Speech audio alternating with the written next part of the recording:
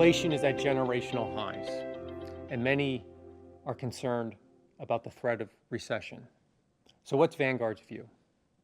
Well, our own economic projections now indicate a greater than 50% probability of a recession occurring over the next 12 to 18 months, both in the United States and other developed markets, in particular Europe. Why the increased odds of recession?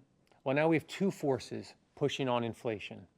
The well-documented supply constraints of food and energy and other products leading to higher costs of living for many consumers and businesses.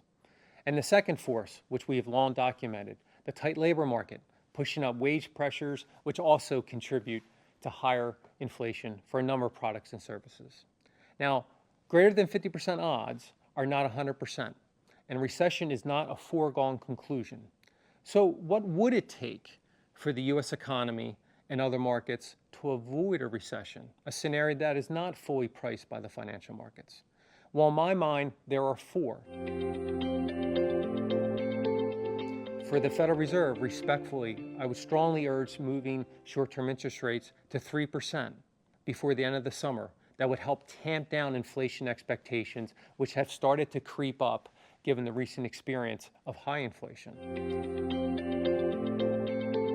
We would need to see commodity prices fall further from here, say perhaps oil below $100 a barrel, which, if that would occur, would fully offset the rise in food prices, which have also been material over the past 12 months for most consumers.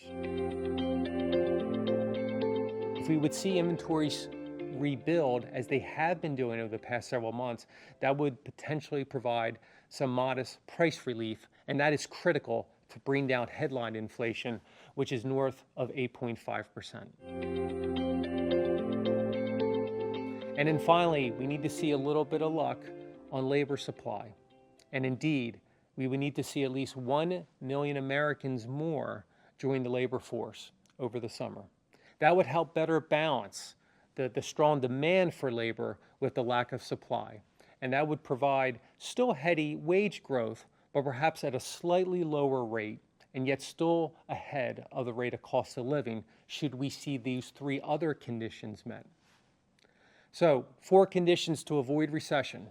And unfortunately, I don't view this as a multiple choice exam. And in fact, we would need to see all 4 met for the U.S. economy and other markets to avoid recession. So bottom line, soft landings, which is the goal of many central banks, soft landings are rare, and they're rarer than recessions. And should the U.S. economy and other markets fall into the recession, that will be unfortunate, although it will not spell the end of economic growth in the future. The path of the recovery, it has certainly narrowed, but the road isn't blocked just yet. And in the months ahead, we will have a better sense of where the economy unfolds.